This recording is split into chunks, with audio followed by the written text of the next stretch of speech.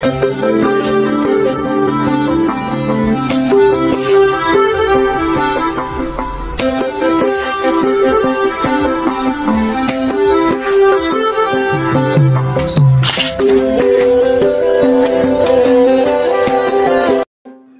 পবিত্র বিকেল, এক টুকরো শান্তি আর নিখাদ আনন্দের গল্প।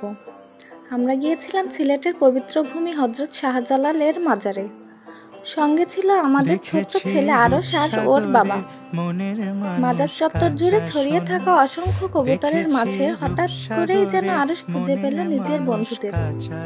ওর সেই উচ্ছ্বাস, চোখে মুখে ছড়িয়ে থাকা নিখাদ আনন্দ, কবুতরদের দিকে বাড়িয়ে দেওয়া ছোট্ট হাত, সব মিলে মুহূর্তগুলো হয়ে উঠেছিল অবর্ণনীয়।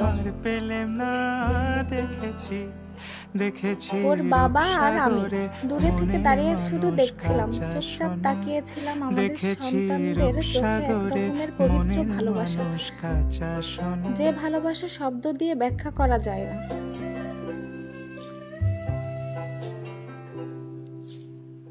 বহুদিন ভাব তরঙ্গে ভেসেছি কতই রঙে। এক সময় ওর বাবা তাকে নিয়ে গেল মাজারের ভেতরে। পবিত্র দোয়ার ঘ্রাণে ভেসে আসা সেই আধ্যাত্মিক পরিবেশে যেন এক অদ্ভুত শান্তি নেমে এলো। আরও সেই পরিবেশে নিজেকে পুরো হারিয়ে ফেললো। অবশেষে ঘুমিয়ে পড়লো। একটা শান্ত ঘুম, যেন আধ্যাত্মিক ভালোবাসার কোলে মাথা রেখে পাওয়া স্বস্তির নিদ্রা। একবার দৌড়াচ্ছে, আবার কখনো চুপচাপ হাঁটছে। মনে হচ্ছিল যেন এ জায়গাটা তার বহু দিনের চেনা। আমাদের সন্তানদের চোখে দেখা পবিত্রতা, আনন্দ আর শান্তির সেই মুহূর্তগুলো, আশা করি আপনাদের মনেও ছুঁয়ে যাবে সেই অনুভব।